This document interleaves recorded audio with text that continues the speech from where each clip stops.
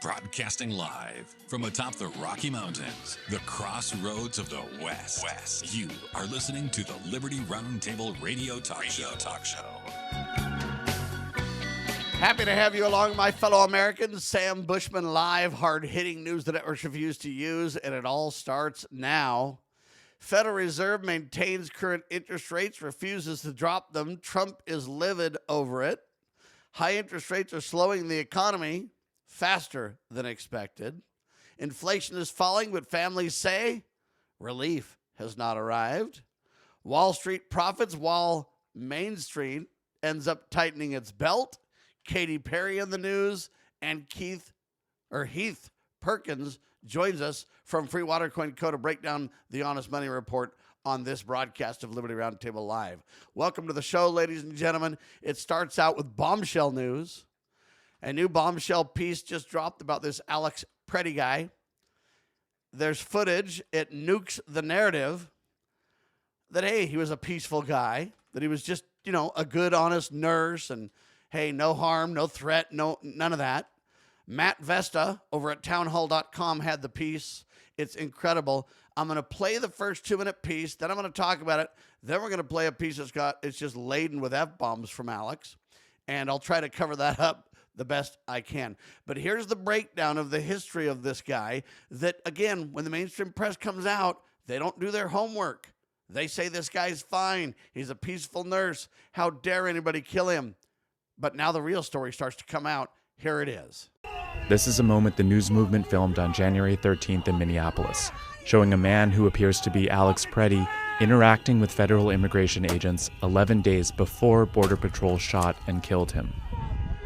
Our footage was analyzed by the BBC, whose facial recognition technology confirmed his identity to a 97% degree of accuracy.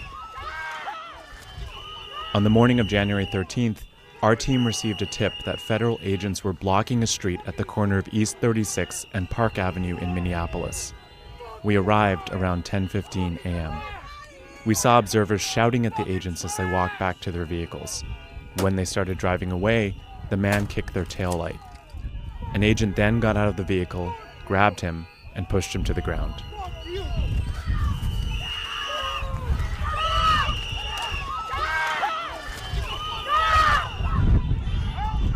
During the altercation, agents fired tear gas and pepper balls into the crowd. They continued to hold the man down before they retreat, and he walks away.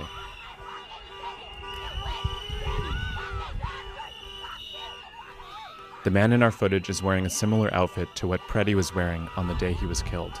So a whole different story when you get context and details about what the ICE folks know, right? Very serious. The ICE folks know this guy's armed. I'm sure they've had a chance after the first initial interaction where he destroyed government property. He literally has a gun in his waistband, so you know about it. You know that he's armed. You know he's got a concealed carry permit. The guy's literally showing violence and everything else, right? And there's more video where this comes from. Now we're going to play the 17-second clip. I'm going to talk over it because it's just laden with F-bombs. Go ahead and play that one. All right. So there you have this one. It's laden with F-bombs, ladies and gentlemen.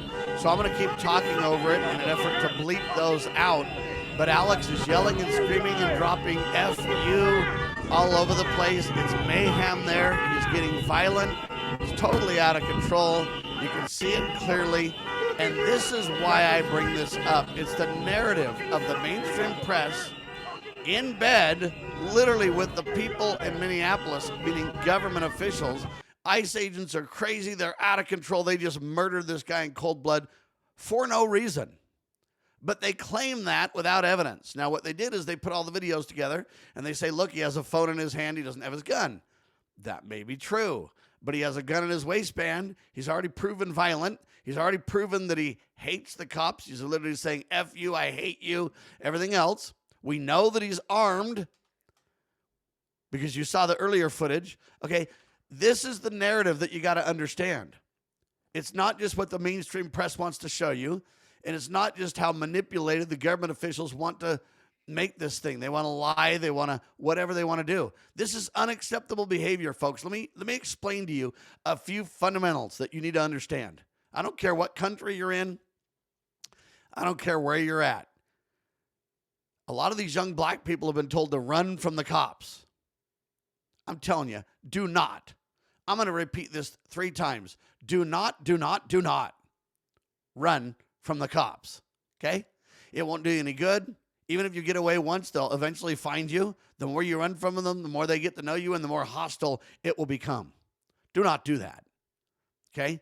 Second thing is do not advance toward the cops in threatening manners. I don't care if you've got a phone or a gun or a knife or you claim you don't have any of those things. You advance on the cops in an aggressive way and you are looking for trouble. Now, am I saying all these things gives the government the right just to kill you? No, I'm not. I'm not saying that at all. But I am going to defend the police here and say, and ICE and everybody else, a lot of the local police came to these events in Minnesota, but then they left. Yeah, so there was a lot less police presence than we would have liked. No wonder the ICE agents are getting more aggressive, taking care of business. They, one, want to go home to their families. You can't blame them. 2, they're forced to make split-second decisions. These are serious things, folks. They're not just minor. And so the mainstream press had several days to pitch this guy as, oh, this peaceful, polite nurse, this good, kind guy was just murdered by the cops in cold blood. No, it's not true. This guy is armed. This guy is threatening the cops. This guy is destroying private property. This guy is yelling, F you, I hate you. Now, go read your First Amendment, ladies and gentlemen. It says that you have a right to peacefully assemble. And you have a right to a redress of grievance. Is getting in the streets with a gun in your waistband, yelling F you to the cops and I hate you and advancing toward them and then becoming violent and destroying their taillights and destroying their private property, is that the peaceful guy the mainstream press wanted you to believe that was there? I think not. Absolutely not. So this is what I mean when we say, oh, you have a right to protest. No, you don't. Protests often turns violent. Protests often block roads and cause civil unrest. They disturb the peace. They do. That's what protests that turn into riots do. When you watch that guy dropping F-bombs and screaming and yelling and kicking the light and doing all these things, and you hear the honking and the other people screaming, and does that sound like a peaceful assembly? I think not. See, a peaceful assembly is when we went in 2016 to the Hammond's house up in Oregon. And we went to their house to pray for them and to support them. They were wrongfully going to prison by an out-of-control federal government that targeted them. And we went to their house, gave them hugs, told them we would support them and do all that we could to get them out of jail peacefully using the law. And then we sat in the snow, literally like 6 degrees outside or something crazy, and we sang Amazing Grace for the family. The whole crowd up and down the line, 100 yards long, many of us, we sang Amazing Grace and said, we'll pray for you. That, ladies and gentlemen, that is a peaceful assembly. These riots, dubbed as protests by the mainstream media, could not be further from the truth. This guy, Alex Preti, he's out of control, folks.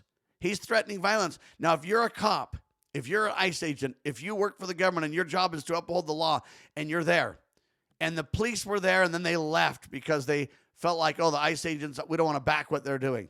So now there's less police presence, less stability in the area, right? Because you have government officials in Minnesota, literally, ladies and gentlemen, saying they won't support ICE, they won't support the rule of law. They're going to undermine it at every turn, from the mayor to the governor to several other government agencies to police presence, and they leave these ICE agents alone to deal with this. And then somebody has a gun in their waistband and they're getting violent, destroying property and doing these kind of things. And then you wonder why it went south as he advances on the cops. You can say he had a cell phone, but how do they know what he has? You got to make split-second decisions. How do you determine that you're going to be safe and okay? We know this guy's violent. We literally have video of the proof. We know this guy hates you and he's dropping F-bombs. We know, okay, what do you want the cops to do or the ICE agents to do in this case? if they give him the benefit of the doubt too much, they might be dead. Do you see the reality on the ground here I'm talking about, folks? And it took us a little bit to get those videos, but the mainstream press has known this all along. Wow. I'm Sam Bushman. The Honest Money Report comes up in seconds. You're watching the one and only Liberty Roundtable Live. Ladies and gentlemen, I hate to say it, but we got a civil war in America, and it's starting with the folks in Minnesota going against your general government. Everybody's weighing in on this thing. Everybody's got an opinion. I'm not happy that Alex Preti got shot. I'm not happy that Renee Good got shot either. But I'm telling you, these people are violent and they're causing trouble. They're using vehicles as weapons. They're destroying private property. That is not a peaceful assembly, ladies and gentlemen. But many people are getting involved, making the problem much, much worse. Let me give you an example. Headline, Katy Perry urged the 201 million Instagram followers to contact their U.S. senators to block additional funding for ICE. Yeah, she sent it out on January the 26th, just a couple of days ago. And Perry, that's Katy Perry, provided a phone number to the Senate switchboard and set the deadline as January the 30th. The action targets preventing an additional $10 billion allocation to ICE. They say adding already the $75 billion that's already there. So ICE agents need more money to take care of these insurrections around the country. And that's exactly what they are. This peaceful nurse literally kicking out taillights, literally going ham on the cops, advancing on them, doing all these different things. Perry's post included 6 slides, they say, aimed at facilitating participation, featuring pre-written letters and cap-style instructions of what to do. She responded to the DHS funding bill, and she says, hey, we got to stop this after the killing of Renee and Alex.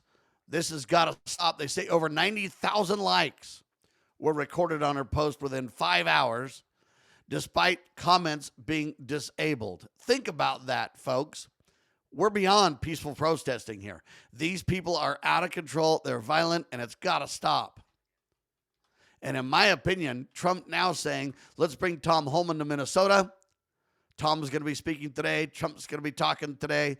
But Trump saying, hey, we got to kind of de-escalate the situation. I could not agree more. Amen, Trump. We need to de-escalate this situation. But let me be very clear indeed. De-escalating the situation does not mean ICE backs down. And it does not mean ICE stops doing what they're doing. And I hope people really understand that. Okay? I hope people realize the key, in my opinion, to this, folks, is saying, all right, we're going to decrease the confrontation. We're going to de-escalate, but here's how we're going to do it. We're going to have people up on rooftops and in other places in plain clothes mingling in the crowd. And these people are going to point out those who are provocateurs, those who look armed, those who seem to be organizing others. In other words, we're going to find the leaders and we're going to peacefully extract them from the crowd if they'll do it peacefully. That's the way you deban or defunk these things. You basically get rid of the leader, and then the rest of the crowd doesn't have direction, and you urge them to go home. Most of these people are getting caught up in mob mentality. Most of these people aren't really as bad of people as we think they are. They just get caught up in the melee. We need to be very careful to de-escalate this and not advance the civil war happening in America. We need to take out the leaders. And I don't mean like shoot them. I mean extract them from the crowd. It can be done. It can be done. Ask anybody that's in the military, anybody that's in law enforcement. This can be done. Heath Perkins is with me now with the Honest Money Report, freewatercoinco.com. Welcome back, my friend. Thanks for having me on, Sam. All right. Before we get into honest money, do you want to kind of give your thoughts on this thing? This is crazy. We've got to de-escalate, but we can't lose the moral high ground and let the thugs be emboldened and take over, Heath. Yeah, no, I agree. There's a point where change has to come through discussions and things like that, and that communication needs to happen. It's not happening. It's just like you said, kind of more of a mob mentality right now. So this, the whole democracy, like the majority rules, like that's kind of what they're trying to play out here with just the more people they can get out there, the more people they can have taking on ICE and things like that. They feel like that's going to sway it in their favor, but also it seems like the media is completely on their side. The media is kind of pushing this and fueling this. Yes, there's always been casualties when it comes to um, police enforcing rules. It's always been a thing in the past, and you don't see the media following every single little one of these if it doesn't fit their narrative. And so again, we have a narrative in front of us. The narrative is they want a civil war, and it looks like they're going to get it. And I pray we don't have it. I pray we can de-escalate. I agree with Donald Trump. I think Tom Homan will de-escalate to some degree, but we can't lose the moral high ground. Look, these people are rioting in the streets and need to be stopped. We need to educate the American people about what a peaceful society really is, about a peaceful assembly. Hey, if they really want to have a peaceful assembly, find a place where they can go and have a redress of their grievances with speakers and with whatever. But rioting in the streets with signs and blocking roads and entrances to things, destroying private property, yelling and screaming at the cops okay, this stuff has got to stop. And I hope Tom Homan, in an effort to de-escalate, realizes that de-escalate means do things to reduce confrontations. But that does not mean back away from your job. We've got criminals and illegals all over the place, and everybody that's involved in these riots across the country right now are involved in promoting that illegality, protecting that illegality. The reason we have the problem that we have in Minnesota is because, hey, they were literally the immigration component, if you will. The immigrants were stealing billions of dollars from taxpayers. And now we try to go in and clean a lot of that up and get rid of a lot of the illegals and hold accountability, and we get nothing but leadership in government at war with leadership in government on the state and the general government level. The last thing we need is governmental breakdown. The last thing we need to do is talk past each other in a way that escalates, and eventually we're beyond talking. That's got to stop. All right, let's talk about the Honest Money Report. Heath, where's gold sitting, buddy? It's skyrocketing. Man, yeah, we've had a crazy last little bit, but you're at 5,411 and 20 cents. 5411 Yeah. dot 20. 500, and you said 400 and what? 5,411 and 20 cents. Wow, folks, that's just 5,000. Has it ever been that high? What's the highest it's been, Heath? This is it. We're at all-time highs on both gold and silver. All-time highs, $5,411 for an ounce of gold, ladies and gentlemen. How about silver, sir? You're at $117.35. 117.35? Correct. Wow, folks. I don't know that silver's ever been that high either, has it? No, we've had peaks during the day, but we've never closed above this range, and so we're looking at this being the new high if we can close it around this. Oh price boy! point. So what do you think? Why do you think this is happening all of a sudden, Heath? You have a lot of different factors in play. You have Japan having to dump a lot of bonds, weakening the dollar. There's a lot of bonds that are being triggered to be sold off, not just by Japan, but by other nations. Other nations, due to Donald Trump's move with Greenland, has made the statements that they will dump U.S. debt, our bonds, and our treasuries. It's kind of I wouldn't say coordinated, but slightly simultaneous across a lot of these nations that this is happening. So you have uncertainty and people not wanting to hold the debt of the U.S. any longer. They don't really have the faith that the U.S. can handle repayment of these debts or even the interest payments for those debts that they're holding. And hence, well, Japan actually needs funds internally, so they're liquidating to rebuild funds internally there. But it's across the board. There's a lot of people who are concerned about the U.S. and the debt the U.S. has, and the U.S.'s dollar's position as the reserve currency. It's being challenged. So this is kind of a thing that they spoke about at the World Economic Forum. The system that the West had created is now broken, and they need to change it. That was kind of the gist of what they were stating there. So we're seeing some of the effects of this, and gold and silver have always been a safe haven when it comes to uncertainty. Even a lot of the crypto guys are getting into gold and silver as alternative measures to protect their and hedge against, what they see coming.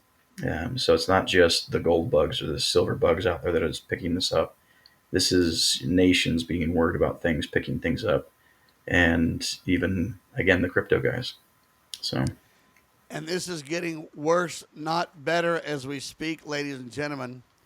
The Federal Reserve maintains the current interest rates after 3 consecutive cuts last year. But the problem is that people are getting frustrated because the economy is slowing faster. High interest rates are slowing the economy faster than expected. When we get back, I want to talk to Heath about this more because, in my opinion, they say inflation is falling, but families say relief has not arrived. Everybody wants the government to do something. Wall Street profits while Main Street tightens its belt. What do we do here? What's the next move that ought to be made? What gives? We'll talk about it, folks. You're watching Liberty Roundtable Live, the Honest Money Report. Heath Perkins with freewatercoinco.com.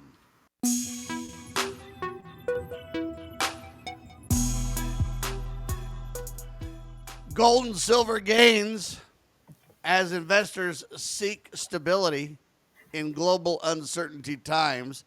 Heath Perkins with me. freewatercoinco.com. We're breaking down the Honest Money Report. Silver and gold both at all-time highs, ladies and gentlemen. Gold, $5,411. Silver, wow, $117.35. It's out of control. Precious metals attract investors who are seeking long-term stability. Federal Reserve maintains current interest rates, doesn't change it. But now the headline says markets rise because investors are betting on lower interest rates this year. I don't know that the market should rise over that because it hasn't happened yet. It's a lot of hope, Heath. Yeah, you've got it's a weird play that the Fed's doing right now. Like, they're not saying we have inflation yet. The base commodity that's out there, silver and gold, is rising faster than ever. Like, we're seeing the uncertainty of things, but it's a commodity. It's a commodity, and for that commodity to increase in price against this, you're seeing partial inflation from another asset. Back in the day, like, you were looking at homes rising so fast and becoming unaffordable for individuals. And so that was one of the cases of another asset's getting out of range of individuals. Here's another one. How are we not seeing inflation right now? Everything, minus the gas prices, everything else has gone up. And for them to say things are stable, I would disagree. But yeah. The problem here is high interest rates are slowing the economy much faster than expected as well. This is where the Fed often misses it in their goal to be cautious, possibly in their blind viewpoint where they hate Trump, so they don't want to do anything that benefits Trump. If we're not very careful, they wait too long and they create another moral hazard, right, Heath? Yeah. You have to get rid of the amount of funds that are out there. That's what raising the interest rates are. It's pulling funds with that interest out of the market. If you can pull funds out of the market, it will decrease the amount of funds that are available to buy all these things, hence the inflation. And that's how they reduce inflation. But yeah, it'll get out of control if they don't if they don't continue removing funds out of society with we all want lower interest rates, but we can't afford lower interest rates because we're going to pay for it on the back end with more inflation. We have to remove the dollars that these administrations have put into the system, whether it's during the COVID era of $600 that Trump was giving out, or these additional benefits that have been given out consistently. These things hit the market, and because they hit the market openly and they're not a new form of debt, they cause inflation. So we're at that point of trying to figure out. They're trying to figure things out, but we're still seeing the inflation and the numbers that they're stating. The common individual is not seeing that calm down at all. We're seeing more inflation. Well, here's the headline that I think captures that. They say inflation's falling, but families say relief has not arrived. Have not arrived. The other headline that's relevant to this: Wall Street profits while Main Street tightens its belt. I mean, isn't that what we're seeing too? Yeah. You're seeing stock records being broken here and there. You're seeing gold and silver, records being broken there. You're seeing all these things, all these investment areas that have new highs, and yet you're seeing the common individual struggle. Like, we have a coin shop, and so we have people who come in and sell, not because they want to, but because they have to. The funds that they need to continue on their day-to-day living is required, and they have to liquidate an asset like silver or gold to continue with that. I mean, it's kind of their rainy day fund, so they're doing that. But I'm concerned that these rainy day funds are going to start drying up, and when that happens, we're in a lot more trouble than we think. So. The other headline says this: investors grow nervous as financial risks stack up. All right, consumer spending weakens as credit card debt hits new high. See, the big problem that I can see is, one, government manipulating interest rates in the first place, violating the free market principles of supply and demand. But on top of that, the debt is the biggest problem here of all. Small businesses are struggling as borrowing costs remain elevated. Oil prices climb on supply fears and Middle East tension. So you've got trouble around the world when it comes to war. You've got trouble around the world when it comes to oil. You've got people not trusting the dollar. People are just in a panic, in fear. Housing markets stall as mortgage rates are so high they price out buyers. Retirement accounts feel pressure as market swings accelerate. That's what we're experiencing, Heath. Yeah. Across the board, like, and one of the concerns that I've been looking at is the systematic debt and the inability to manage these debts across all nations. It's like simultaneously all these nations are in such debt, and there isn't an exit strategy for this debt that is, well, reasonable. There is an exit strategy, and it's not one that anyone's going to like. But we can't afford the debts. I mean, we're racking up $1 trillion in interest every 90 to 100 days. And that's Hold on, say that again. We're racking up $1 trillion in interest every 3 to 4 months. Every 90 days, yeah.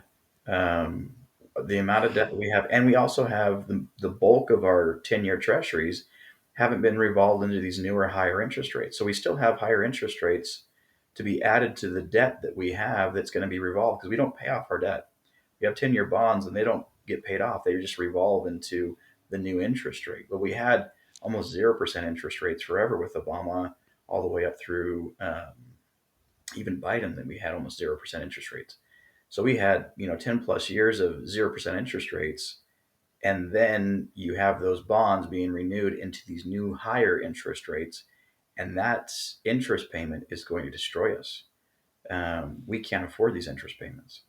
And this is kind of where the rest of the world's at as well. These interest payments are it's going to sink these nations. So across the board, we need to figure things out. And the struggle really comes down to what's the resolution here? I mean, we owe Well, and all the these headline central says banks. this, Heath: Yeah. housing markets stall as mortgage interest rates price out buyers. I think it's mortgage interest rates. That's a problem. But the Hmm. interest rate's not near as much of a problem as the cost of homes. I'll just give Yes. you an example. I bought my house for 150 grand in 2002, I think. Hmm. $150,000. Now my house is worth almost $600,000 in literally 25 years, a little less. Yeah, and it's not That's like not you. sustainable. Well, you didn't put $350,000 of additional, upgrades into the home to make it that. It No, wasn't I like probably that put was 50 grand in though. But yeah, exactly. But maybe 300,000 would be worth. But if you look at that, you literally saw that your dollar lost half its value when it comes to purchasing a home. And it's like systematically you have these assets that you're losing the ability to purchase. I mean, a new truck is near $100,000. Like how many people are priced out of buying a new truck? Like a home is far more unaffordable than it was, before COVID. You have these different assets and these different things that we need, and they're getting out. They're getting out of our range of purchasing, and that's kind of the telltale sign. Like these homes, and the struggle is, Trump has talked about he wants to do a 50-year mortgage. Well, all a 50-year mortgage is going to do is increase the home price, because if more people can afford the homes, the prices will continue to go up. So yeah, it's 50 years to pay the mortgage off, but they can afford that smaller payment, meaning there's going to be more demand in the market for those homes because now people can get into homes where they couldn't prior, and you're just going to continue keep raising the price. So it's not the solution to offer 50-year mortgages. There has to be something.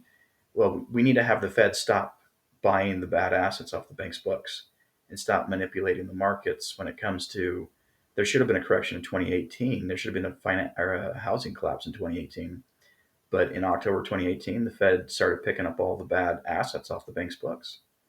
And by doing that, there was no homes that were coming to market that were a foreclosure or bank owned repo or any of those things, to where you have buyers agents that would go out there and use that as a comparable, saying, hey, this home, the real price of this home, which was a repo, sold for this, which is comparable to what you're selling right now. So the house price should be less. Instead of that, there's no smaller house prices we can compare to. So we have to compare to these higher house prices. So it's folks, it's it's all sad. out of whack and it's going to get worse. Hang tight. Liberty Yeah. Roundtable Live. Heath Perkins.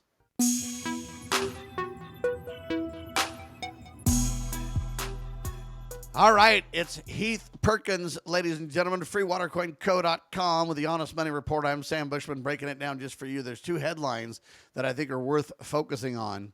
First one says banks tighten lending standards as default risks rise. Think about that. The second one, government debt grows as interest rate payments surge. Folks, I hate to be negative. I don't see it getting a whole lot better anytime soon. What can they do? What lever can they pull? They print more money, inflation goes through the roof. They retract the economy, and no one has money to function. Because, hey, the more you retract the money, unless prices go down, unless you have a deflationary reality quickly, the bottom line is everybody's feeling pressure. They need a lot of money to do things. Hey, I need to buy a house for 700 grand. Well, no one's lending, buddy. Interest rates are high, my friend, and your dollar doesn't buy what it used to. Who's going to buy a house? Which business is going to hire employees? The repercussions of this manipulation, we're starting to see the results. We tied our money to oil, the petrodollar, years and years ago, and now we're paying the piper. And Yeah. so, what do you recommend if you were Donald Trump's advisor right now, or the Federal Reserve advisor, whatever you want to say? What would you recommend doing, Heath? Um, you have to figure out how to pay off this debt. As weird as that sounds, and in the process of doing that, you can't pay off the debt without getting rid of the central banks. You have to get rid of the Federal Reserve. The Federal Reserve is um, uh, central banks are far worse than, I mean, we had one of the founding fathers state that a central bank is worse than a standing army. You know what you're up against with a standing army. You don't know what you're up against with a central bank. They can continue to erode everything across the board. The central banks, and the thing is, like, everyone asks, like, okay, we're $400 trillion in debt, the world. Who do we owe the money to? And everyone's like, oh, well, America owes China, America owes Japan. Well, we don't owe Japan. We owe the Bank of Japan, which is a central bank. We owe the central bankers this debt. It's not we owe each other this debt. We owe the central banks of these nations this debt. They have put us into such debt, these money lenders, that we can't afford to get out of this. Like, they will own everything, the path that we're taking right now. Like, it's just inevitable. The problem with this, ladies and gentlemen, is what they usually do when someone gets over their head in credit cards is they usually create, they trash your credit, and then they basically go ahead and give you some kind of a debt forgiveness plan or buyout plan. In the olden biblical days, it was called a jubilee and all this kind of stuff. I'm not really advocating on one hand for that, but I will say this. The bankers created this debt, though, that we owe fraudulently. This is something that really cannot be overlooked.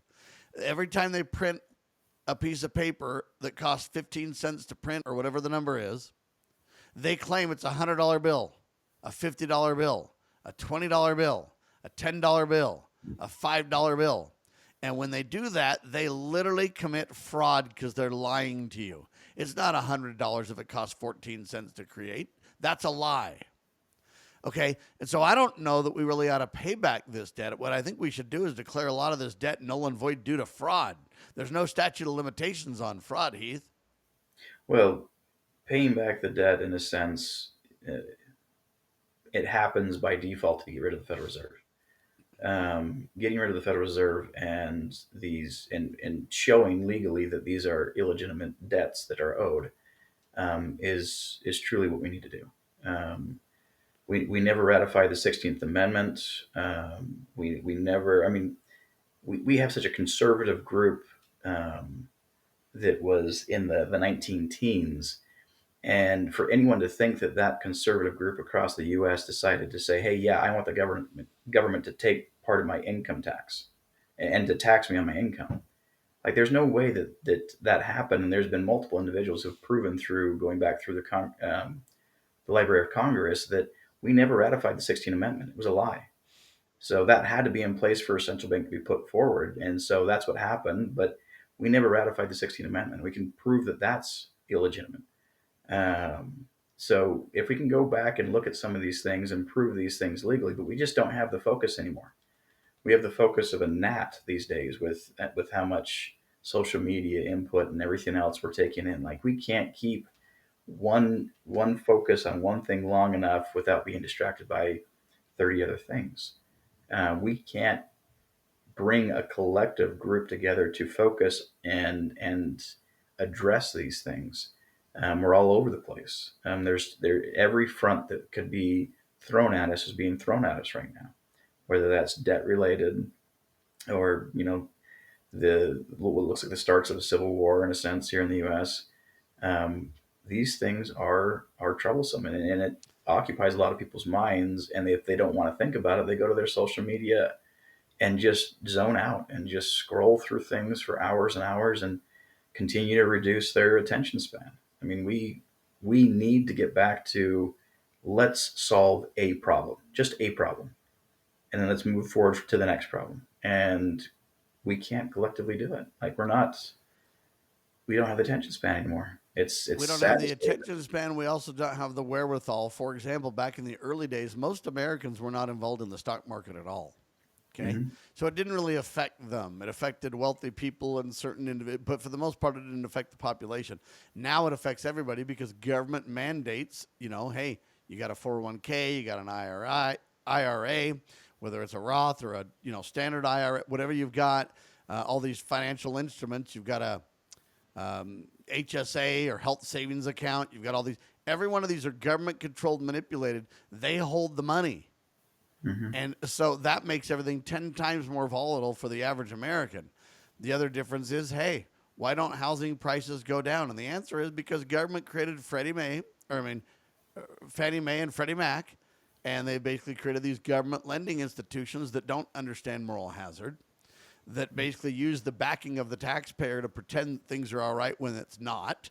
So the management of risk is out manipulated, unfairly, to where banks would, manage risks properly. They wouldn't be lending this kind of money if it wasn't for government backing and control. And so we've really got to realize the answer to this, folks, is to get out of debt. I agree, and to abolish the Federal Reserve. That's the ultimate goal. But in the meantime, the answer, in my mind, is to first not print any more money. Secondly, to spend much less money. The House and the Senate right now are in a quandary. The House wants to pass this next spending bill, $1 trillion+. And at the end of the day, with that $1 trillion+, they want to spend, hey, we need to send a signal to the market that we're willing to get a handle on spending, put the brakes on spending. That's going to require serious cutting back from the general government. Well, the Senate right now is debating on how much they're going to spend. Well, if you're not very careful, the government's going to shut down in a couple of days, right? What we need to do is spend a lot less and keep the government open, Heath. Yeah. It'd be very helpful to spend a lot less, but every single, I've watched enough cycles from Clinton to current to see that it doesn't matter who's in power, the spending still increases. Republicans consider themselves conservatives and fiscally responsible, and yet they spend. Democrats, they have a lot of social programs, so of course they spend.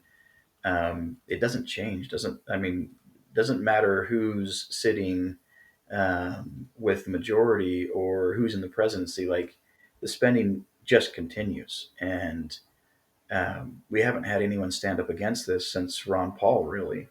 And this is the struggle we have. Like, no one wants to stop the spending.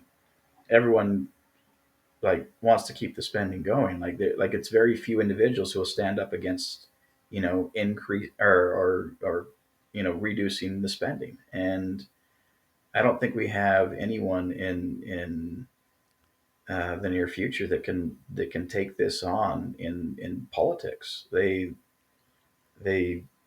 seem to all follow the same path, which is the struggle that I've seen with these different, I'm going to say, regime changes, these different presidency changes. All right. Should people buy or should they sell right now, Heath? To be honest, the way things are looking, the amount of debt that's coming back to the U.S., I wouldn't be selling if I were you, because there's a lot more in the market to move. We are looking at the end of something we haven't seen. This is a superpower reserve currency being questioned, and options are being given to change the reserve currency from being the United States dollar to potentially something else. This is kind of the death of the dollar is looking to be imminent. The rest of the world doesn't trust the dollar. The rest of the world doesn't trust the debt that backs that dollar. They want to get rid of it as fast as they can. So I'd hang on to it personally. I'm not a financial advisor by any means, but I don't think we've seen anywhere near how far this is going to get out of hand with the precious metals and the reaction people are going to have to a safe haven and kind of getting into it. All right. As people move to metals, what do you have people can get a hold of? What's plentiful right now? Because silver is so far up, we have a lot of people selling silver, which is really overwhelming the system. But yet the silver price continues to climb. So we have plentiful amounts of silver. Gold seems to be a little bit less on hand at the moment, but we can always get it from a wholesale if we need to. But come on in. We'll take care of you. We've dropped a lot of our prices due to the inflow of the amount of silver and things we have. I love it. Yeah. Heath Perkins, ladies and gentlemen, freewatercoinco.com. Check them out on the website. They can ship. They can take care of you in any way, from advice to purchases to sales. They've got it all for you. freewatercoinco.com. Thanks, Heath. We'll talk soon. God save the Republic of the United States of America. Thank you, Sam.